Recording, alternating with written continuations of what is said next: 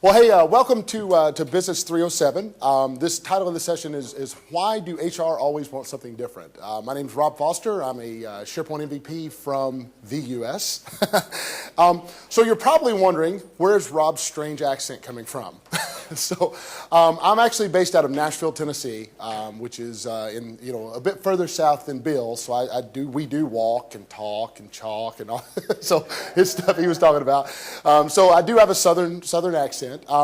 My role in my day job is I'm a senior manager at a Big Four financial services firm. So I'm responsible for the global rollout of SharePoint across our firm internally. So dealing with about 200,000 users and about 98 farms, globally. So it's a fairly large implementation. Specifically around focus on social, taxonomy, user profiles, and search. So that's kind of my day job. I enjoy it. I don't really sleep a lot. So more randomness. I'm the co-host of the SharePoint Pod Show, which is a SharePoint-based podcast. We've done about 70 shows now, and we've been doing fairly well. So if you've heard of the show, thanks for downloading and listening. I'm a retired author, so I've written several books in the past. Like Bill, not quite as many as Bill, but written several books. But I retired from writing books to coach baseball. I have two little boys, and I decided that was more important to coach baseball. Another random fact is I'm a guitar and play Hammond B3 organ for a Nashville-based rock band called This Modern Station. So we just kind of play around. All of us have day jobs, and it's fun. It's all original material, but it's a lot of fun. We have an album on iTunes, and our second album should be coming out soon.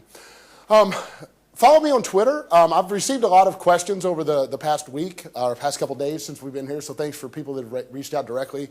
I'm on Twitter. My Twitter handle is Les Paul Rob. That's Les Paul like the guitar.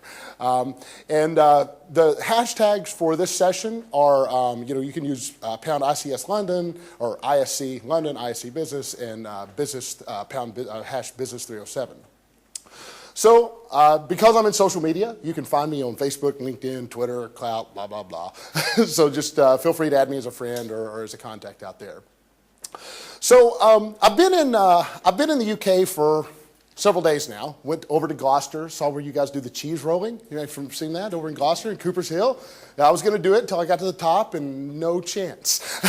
Very steep. Went out to Stonehenge, and I noticed a common theme when I came over here. Is they would say, "Oh, hey, people would hear me talk and say, hey, you're American. Where are you from?" And I said, "Well, I'm from Nashville, Tennessee." And they said, "Oh, well, that's near Dallas, right?" Well, kinda. It's about a 15-hour drive, but kinda. So what I wanted to do was kind of just like Bill did and show you where I'm from. So it's kind of this box with the arrows right there. That's Tennessee. So that's a southeast region of the U.S. Tennessee is famous for several things. Elvis. I've got young Elvis, kind of the 1968 comeback Elvis, and fat Elvis. So you know. Probably most famous, Share Pint, Jack Daniels. We have both country and Western music out there. I don't know what else they have. Gibson guitars, and we also are famous for barbecue. So we do a lot of barbecuing there. It's kind of another fast fact about me is I am an amateur barbecue guy. So that's where I'm from. So I want to put this disclaimer out here. These opinions are my own opinions and do not represent the views, recommendations, or opinions of my company. This is actually all about Fizz. The agenda we're going to talk about here is really walking through an aspect of doing a build versus buy analysis. A lot of times, and we used HR as an example because they typically are one of the first to jump onto a SharePoint project from the business side to actually do business-based projects. So we're going to define kind of what we want. What does an HR want? Since I'm a social guy, it's going to be kind of based around a social solution. HR wants to do something social. We're going to talk about comparing the options. What to do with a build versus buy analysis, and talk about the creation of the options, the presentation of the options to the leadership, and kind of as leadership, what we both expect as leadership and what leadership that we present to should expect. So that's the agenda here, and let's talk about Fizz. So what do we know about Fizz so far? They're three companies, really, separate legal entities, joined together. From a social aspect, they've got a new CIO. Let's just say he wants to come in and do a social project. So what do we want when we do social? Like what would be a good place to start? What do we want? Help me. Profiles. Okay, what else? What do you use at home? Facebook, heard that. What else? Activity streams. Activity streams. Okay, like a Facebook wall, like LinkedIn. LinkedIn has an activity stream. LinkedIn has profiles, right? What about Twitter, microblogs? What about any other tool? So a lot of times what you'll find on social projects is you'll ask the business what they want. And really what they want is everything. So I want you to build a solution that is Facebook plus LinkedIn plus Twitter plus clout plus blah, blah, blah. So a lot of the issues that we run in with SharePoint, it's not really issues, but is how to fit those into the capabilities of SharePoint. So you have to bring in a lot of expertise to, around SharePoint to determine what SharePoint can do, but most importantly, what it can't do. And what it can't do can largely be supplemented through either building a custom solution or buying a third-party solution. So you'll need to do a lot of analysis, not only around these tools, but SharePoint itself, because SharePoint does a lot, and it doesn't do a lot at the same time around social. So it's something that's very critical that can cost you or save you a lot of money. So comparison of options here. I'm just going to go through a quick comparison of options, and the currency we're going to use, because I was doing the conversion and stuff and all of that, I was thinking, well, euros, pounds, dollars. Did you know there's no pound symbol in the U.S. keyboard? Yes. Had trouble finding that. It's crazy. So, with all the currency, let's throw that out, no currency. I'm going to represent my currency in chickens, because we can all relate to chickens. So if you see a number of chickens, that's what I'm talking about. All right, so what I've done here is based on kind of a high-level capabilities. After talking to, a department, in this instance, it's HR. What I've done is, and I just picked 3 random vendors, out of the blue. Some happen to be on the board, but 3 random vendors. And what I wanted to do is present a high-level capabilities list. So as you're going to talk to the departments, or maybe you're representing a department, right? You're in the HR department. It's important to know kind of what are the options out there. I know Bill's presentations have highlighted a lot of Gartner and Forrester reports and things like that. So you might want to take it down to that level to find out, not only what do we want, but what are other people doing as well? So what are other businesses implementing in this social space? So Sharon, please don't come up here and hit me with a stick, but this is kind of a capabilities list in Excel. She said, don't ever do this in Excel. So, so what I did was I listed the capabilities. I listed the vendors across the top, a list of capabilities down the list, and kind of how it's represented, how it's either matched or not matched or in by each of the vendors. So I've got SharePoint, I've got NewsGator, and I've got Lightning Tools Social Squared. So what you can do here with this is, like I said, quickly determine, does SharePoint meet the needs out of the box for what we want to do? Does, any one of these vendors, based on their high-level capabilities list, meet these needs? And then from there, you can take those down into requirements and then start doing your build versus buy analysis. So has anybody ever done a build versus buy? Yeah, a couple people? You ever heard of this process? Anybody? All right. Yeah, so the process, or I guess why I have a build versus buy process, is to help you make smart, informed decisions based on a set of defined requirements. Defined requirements being very important there. So you can't really know what you want until you know what you want, right? So it's very important to have a defined set of requirements here. So going back to that capabilities list, it's important to sit down with the business, or if the business, if you are representing the business side of things, determine really what it is that you want. So with the build versus buy process, you also need to define what are the options. What are my options here? Do they meet the requirements? And if they do, what percentage of the requirements? Do we have a consensus across the teams? We might have find a product that does exactly what we want, but it fits in with none of the infrastructure that we have to support it, right? Or we don't have any skills to support it. So it's very important to have consensus across the teams. And then what are the recommended next steps to this? A question we got yesterday in the sessions was, we need to know who needs to be involved. So actually, as part of this, all of the speakers are sitting in the back as questions, come up here and rewriting this. So rewriting our sessions here. But I added this slide yesterday to help determine who needs to be involved. So because it is important to know, what decisions need to be made, who's making them, and who's doing what. So at a minimum, for a build versus buy process, depending on the size of the project, I would say a leadership steering committee needs to be involved to make the decision on who's on the actual product recommended. A product owner, which also could include representatives from the business side of the house. It could be, it depends on where your product owner lives. Does the product owner live in IT? Do you have a product owner in the business? Are they both? I mean, it's really, who owns this product at the end of the day? The architecture group to determine who, how it fits into the infrastructure. Can we support it? The legal group for contractual stuff.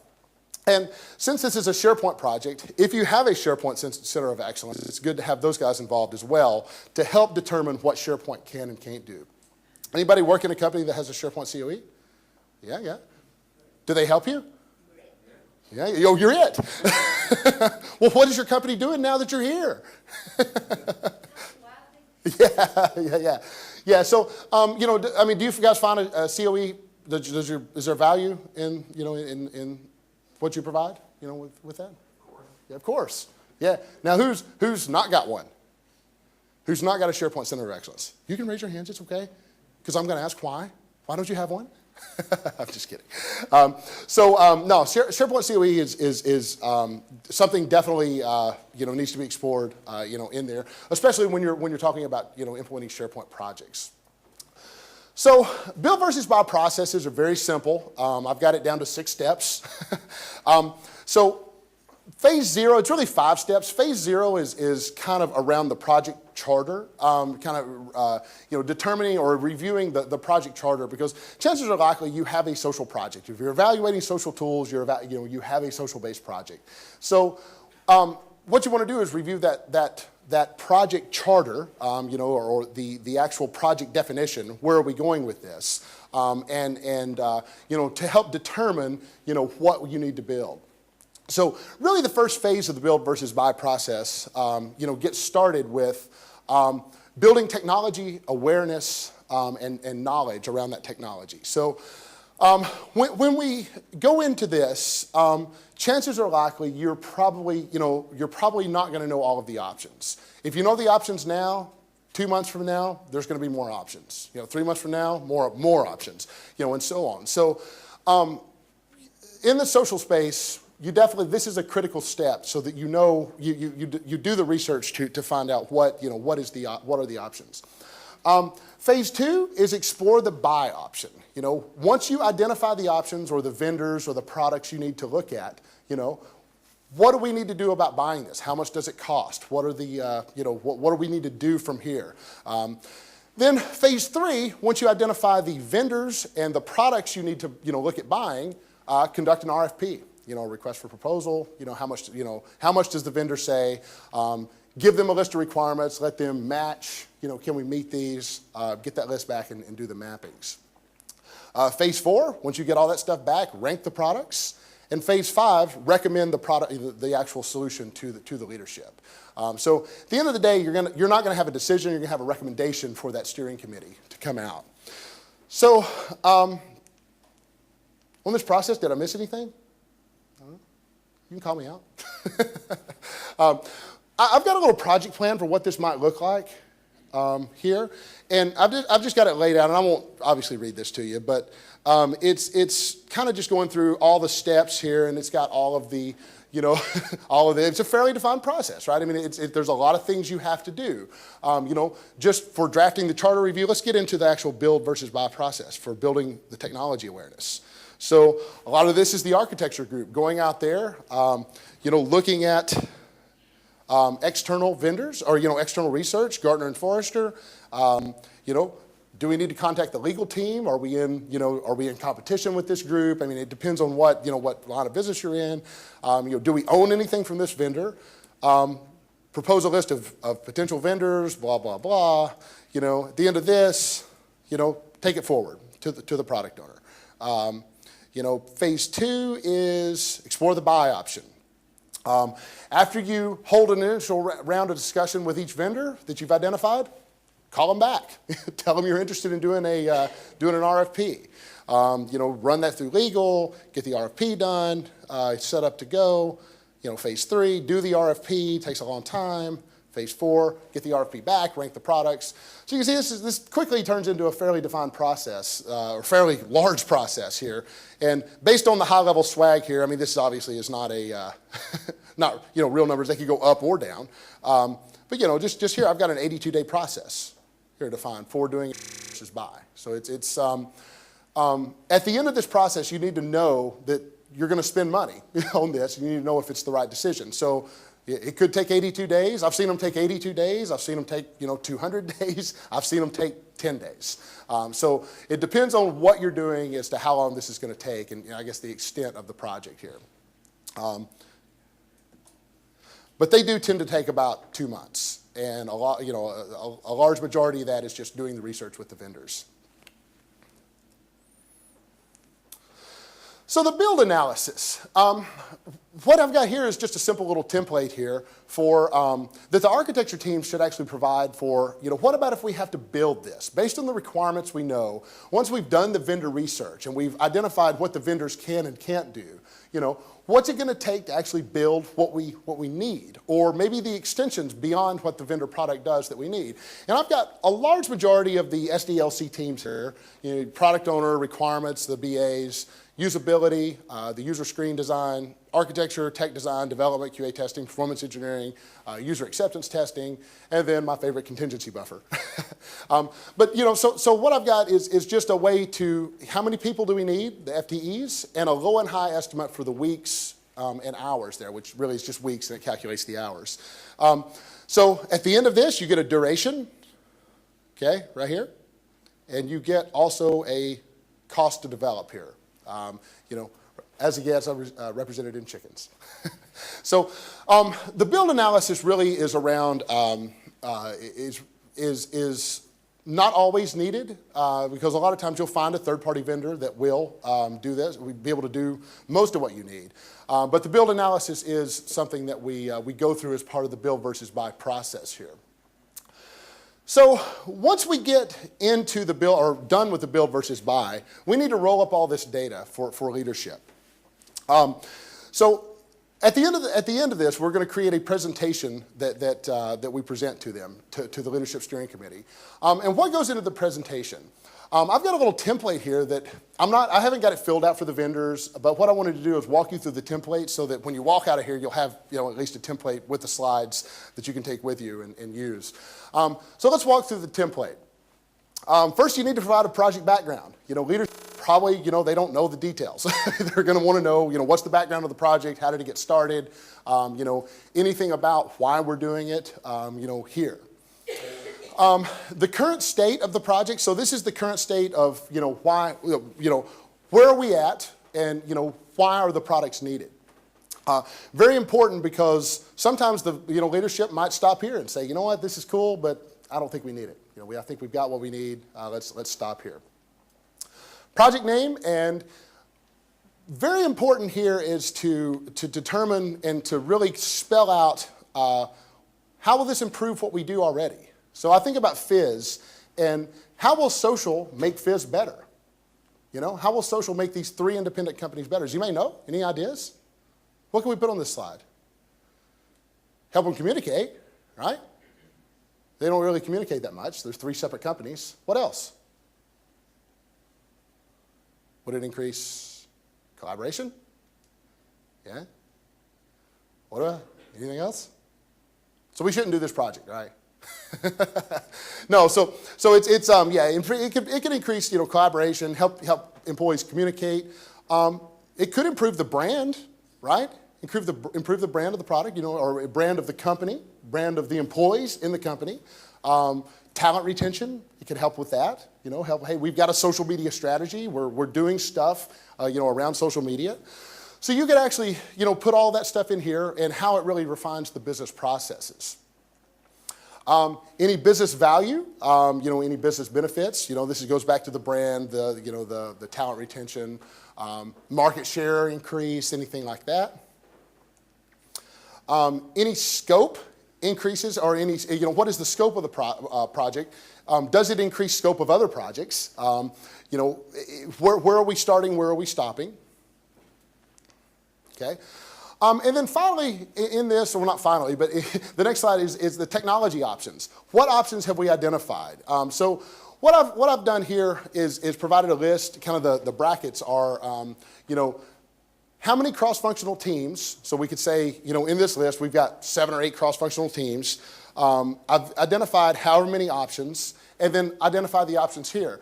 And, going back to our high-level capabilities matrix, this would be, hey, we looked at SharePoint out of the box, we looked at NewsGator, and we looked at Lightning Tools Social Squared. Very high level, what are their options? What do they provide? What value is it going to do?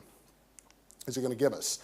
And then, finally, we get a comparison of options. Comparison of options here are this is really the dashboard roll-up, and it goes back to Bill's presentation. Leadership loves dashboards. And as you can tell, I'm not really a graphic artist, so it's very square boxy. But at the end of the day, what you want to do is put the options in for things like vendor viability. How viable is the vendor in the market? Are they gonna go away in 2 years? What do we actually think about this vendor? And I've got the dots here, and I typically color these either green, red, or yellow, depending on the state, so I can quickly get an overview of things like the vendor viability. The solution technology, very important, should be provided by the architecture teams. What does the solution use? What technology? Is it SharePoint? Is it ASP.NET? Is it PHP? Does it require Active Directory? Does it support claims?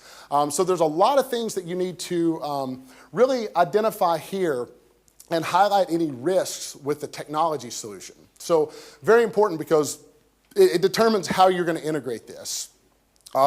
Sometimes you find these third-party vendor solutions, they may integrate, they may not. And it's very, very important to get down into those details as part of this build versus buy analysis. So a lot of times we'll do a like a proof of concept. We'll bring them in, we'll give them here's a VM, let's set it up, and let's connect. And most vendors I've found very happy to do that. Very happy to come in, set up a proof of concept, and let's see how it works in my environment, not on your demo PC, over the web, over a webcast. Satisfaction of requirements. Going back to that, that capabilities list, and then the requirements that we'd actually generate from there. How many requirements are actually met? So if you're talking to a vendor, how many requirements do you think the vendor is going to tell you they meet? All of them. So what does that tell you have to do? You have to really do your due diligence, because if you let the vendor go through each requirement, chances are likely they're going to find a way that it does meet the requirements. But from a business process perspective, does it really meet the requirements? So a lot of due diligence down here for that. And I found a lot of the conversations I have with vendors, and the reason why this process takes so long is, well, you have to validate this, right? You have to go back and validate this. Question over here? Heard something? No? Thoughts? No? Okay, so, but yeah, so this process takes so long, so you have to validate this. And you may or may not have, you may have hundreds of requirements. You may have 1,000 requirements, right? You may have 10 requirements. But you really need to dig into the requirements with the vendor and sit with them for possibly days, maybe weeks of time to do that. Because these products could cost hundreds of thousands of dollars, possibly millions of dollars in some vendors. Time to market, very important, very, very important. So how long will it take us to roll this out? This is both from a vendor availability, so how available is the vendor? When can they be on site to help me roll this out? as well as, organizational readiness. Does this vendor's product require me to send my people to training before I can roll this out? How much growth do I have to have internally? Do I have to hire people? I know we looked at a solution one time, went through this process, and it was great. This product was awesome. I mean, best of breed product, hundreds of thousands of dollars. When we found out time to market, vendor could be there on site tomorrow. Let's do it. What we really found out once we dug into the details was we also needed to hire a team of 40 people to support this product. Swear, I'm serious. So vendor could be here. They could roll this out fast. They have skills to help us in-house. We don't have the skills to do that. It met 100% of our requirements. But that, hiring a team of 40 people, kind of shut it down, right? So that's a that's a big deal to go into there. So when you're talking time to market, you have to look across the vendor's organization, you have to look across requirements, and you also have to take a look at your own organization because you've got to support it. At the end of the day, you've got to support this and keep this thing up. You do.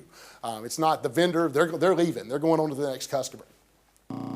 So I put the target dates here in red, typically, because I want those target dates to jump out at leadership. So that they know, and get an idea of when this thing can go live. It's very important because that they're going to want to know, what is the target date that we're targeting, as well as what is the target date that we can get this vendor to actually roll this out. The cost here, going into the high-level swags, this could be the cost. I mean, obviously, you're not going to have the actual cost from the vendor. They're not going to give you the cost until you have a contract. At this point in the negotiation or the analysis, you typically won't have a contract from the vendor because you're talking to multiple vendors. And I've got options for up to 4 vendors. You could have 6 or 8, however many vendors. But you want to talk to them and get how much would a solution like this cost? I mean, what's the high level? We're not going to hold you to this, but just how much would this cost? Very important for decision making. For that. So I typically put a high-level swag in here. And I'll also like to highlight the cost of the vendor solution, okay? Any hardware we need to buy, any people we need to hire, any process changes we need to go with, as well as any custom development that we need to do. We might say, let's just say you're doing you do K2. K2 is a vendor here, right there on the board. You buy K2 workflow. Okay, K2 workflow is going to work, but you got to hook it up, right? You got to hook it, you got to install it, you got to get the workflows running. What does that actually cost? What's the total cost in swag on top of the product?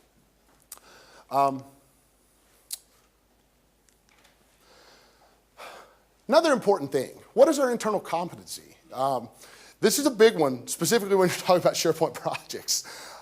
The internal competency on a lot of these third-party vendors is SharePoint itself, right? But how many people are 100% competent at SharePoint? How many companies out here? Nobody? Yeah. So this product might have to highlight, hey, we need 3 new developers, or we need, 2 administrators, or we need, whatever. So any internal competency gaps here, both relating to SharePoint itself and the product. Data exposure. How is the data exposed? I found this is very important when you're dealing with international companies, Germany, France. What happens to the data? Where does it live? How does it get transferred across the wire? Yeah, you're seeing a lot of nods. So there's a big deal there when you're dealing internationally with data, and social is surprisingly strange. I'm finding a lot. It's looked at a little differently than traditional data. It's traditional resumes and personal information, because it's a lot of times these social solutions are opt solutions. Users are opting in to contribute to these social solutions. So it's a little different with this. And what does that mean to the laws? What's the legal say about that? And what does the laws of the specific country or countries that how does that fit into there? This is very, very, very important because this could put your company at serious risk. So you definitely want to go into the data exposure. As far as vendors may know this answer, vendors may not, this data exposure question may not have anything to do with vendors. It may have to do with where you set up your servers internally. So a lot of times this is a question you have to look at internally. Sometimes with cloud-hosted solutions, it's definitely a vendor question. So integration. How does this integrate with our environment? What do we need? What do we need to build?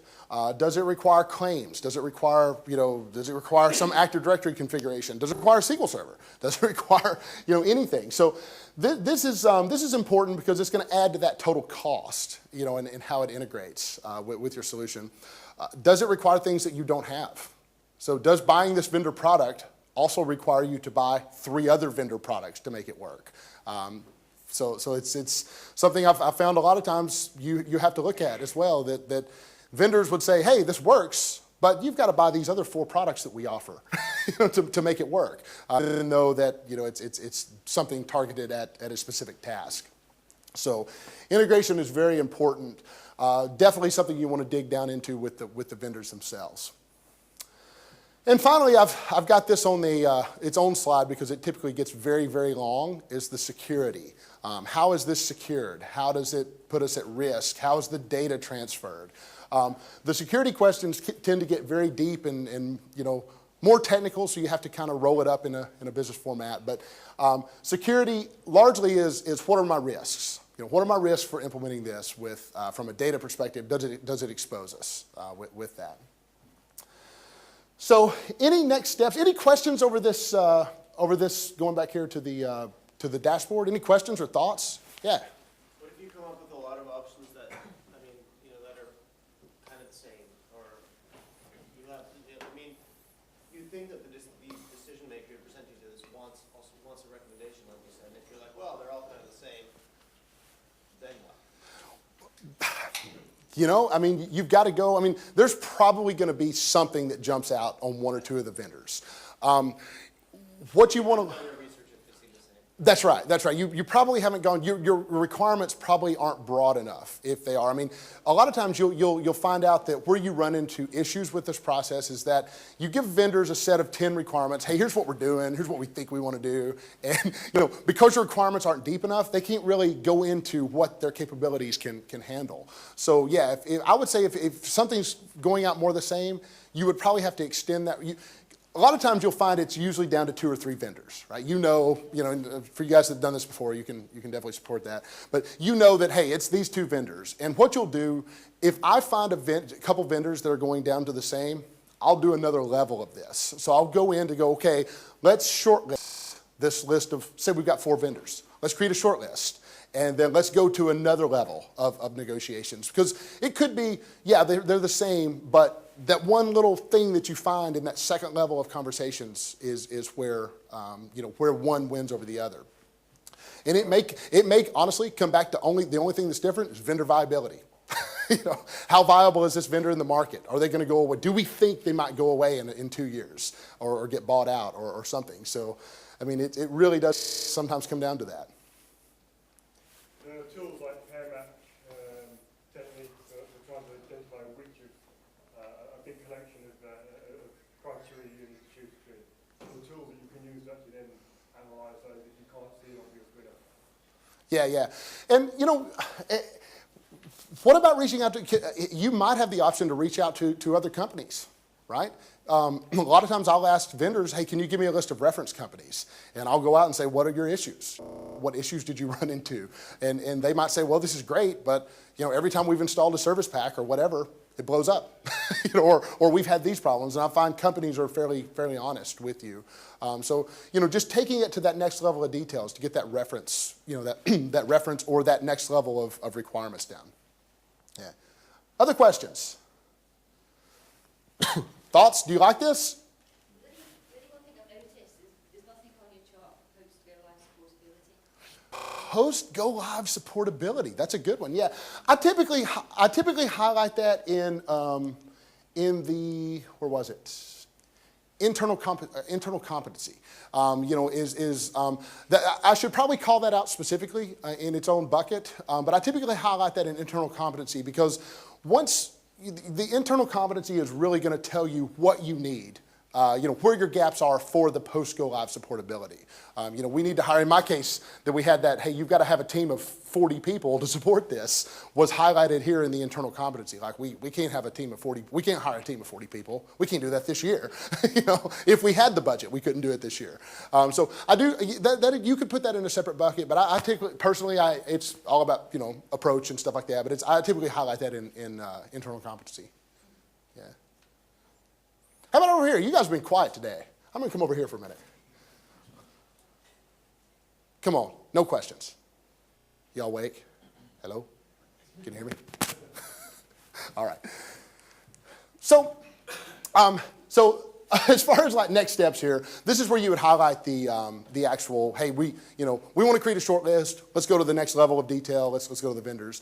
Now, as far as the appendix, the details of options, here's where, so when I'm talking to a vendor, I'm essentially asking them questions around the requirements so that I can fill this out. So some things you might want to do, company overview. Tell me about this company. What's the company name? What's their URL? What's their market space? Where do they play?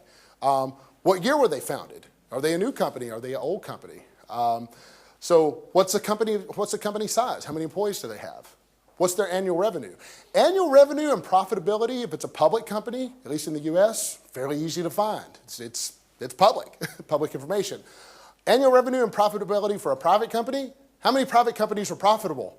All of them, if you ask them, right? So sometimes annual revenue and profitability are very, very, very difficult to get. So you kind of just have to say to be determined or not, not found. And also some kind of a list of clients. Who are they working with currently? Are they working with big companies? Are they working with small companies? So you can see just this slide alone tells you a lot about the viability of the vendor, right? So as you're talking to the vendors, tell me about your company. And what I'll do is I'll typically start filling this slideshow out as I'm talking to the vendor. So who are you talking to in the vendor? I know the vendor has a contact list and they've got my name in a database somewhere. Well, I'm keeping a contact list of who I'm talking to there too. So if there's any vendor in the audience that I've talked to, I've got you down. But who are the contacts we're talking to? What's their role? What's their email address? And what's their phone number? Mostly for me to be able to call them back, if hey, I've got this question. But, really, who did we talk to specifically? Did we talk to a salesperson? Did we talk to a technical team? Did we talk to a marketing person? What's their role in the organization and where do they fit? Because that's really important to know, if you base these results off what a sales guy told you, it may or may not be accurate. Hosting options. This is a new slide for this. So as we talk more and more cloud, what cloud options do they have? Is this vendor solution, do they host it? How does it integrate? What are the hosting options as far as pushing this out to the cloud? Integration, this is kind of getting into the details, and it's details as much as you can get in a PowerPoint. But how will this application integrate into our environment? Does it install on the SharePoint servers themselves? Do we need separate servers? What does it integrate with how does it integrate with Active Directory? Does it need to integrate with Active Directory? Or is it a standalone system? Just more of the details for the effect on what we're going to be doing, integrating it. Cost, high level cost. This isn't the statement of work cost or the actual contractual cost, but so this is including software cost, hardware cost, capability estimate cost. So what's the capabilities of this going to increase our cost to? And the total cost of their proposal. So a lot of times at the end of this, you'll have a proposal from the vendor, and they say, we think we can do this for blah, an estimate of, X number of chickens. So this is the cost of that. And I typically go into fairly well detailed, out of the proposal we get back from the vendor. Time to market. Very important to call this out. So see how this feeds back into the dashboard, right? All of this stuff feeds back into the dashboard. So time to market, these are the bulleted list of factors that will affect the time to market. Any risks that highlight out there. When can the vendor be here? What can they do? What do we do? What's our schedule look like? Very, very, very important. Who's writing your requirements? Typically a BA, right? So I'll always bring a BA into this. What do they think? What does the BA think about how this actually fits in relation to what the business is trying to build? Because a lot of times as a business guy, or as when I was on the technical side, even as a technical guy, I really didn't know. I knew how it fit and I knew what servers to do, or hey, I really kind of understand from a, on the business side, I understand conceptually what we're trying to do, but the deep level requirements, what does the BA really think?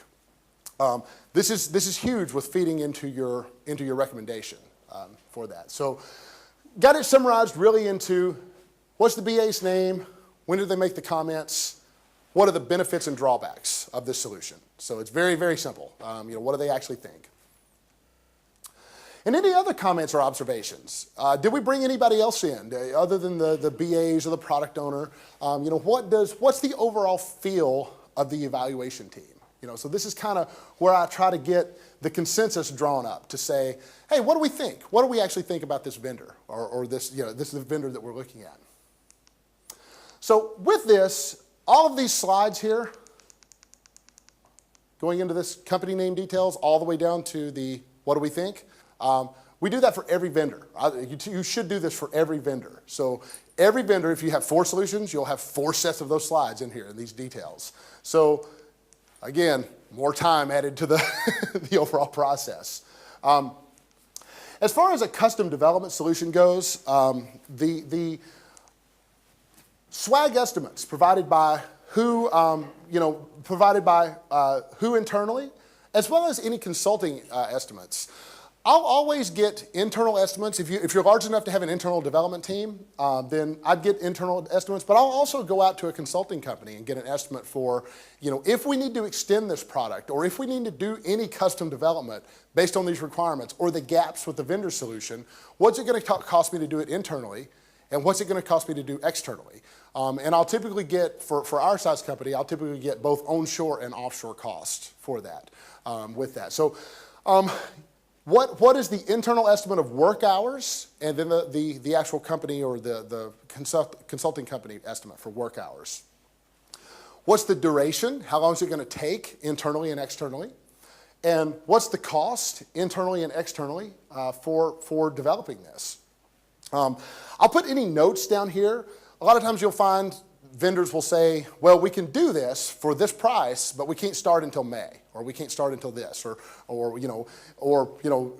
any external, you'll find a lot of, we can't start until May or June or 6 months from now or 8 months from now. You'll get a lot of that internally. Typically your external vendors can start immediately. Seems to always happen with that. So any more notes about costs? Important to note, call out here, not all of these build versus buy analysis will have cost estimates for, or will require cost estimates for building. Because you might find a vendor that meets all of your requirements. Then you don't need to build anything, right? Or you may not want to build anything. You might go into this saying, let's find a vendor and let's see if we can find and match 70 or 80% of the requirements. And from there, that we're at least 70 or 80% better than we were, and we don't have to build anything. So that could be a guiding principle of your project, going back to that project charter. What are the leadership expectations here? Present the facts. Okay, the whole process is based around finding the facts about the vendors. So what you want to surface is as much data as you can, as much information as you can to build this scenario. And you also want to find the best fit for what you want to accomplish, the best fit vendor product for what you want to accomplish. And at the end of the day, you want to recommend a solution to your leadership. If you complete this process, then this build or a build versus buy process, then you're more than likely to recommend a solution or find a solution and recommend that solution up to leadership that meets your needs. So actually, that's I want to open it up for questions here.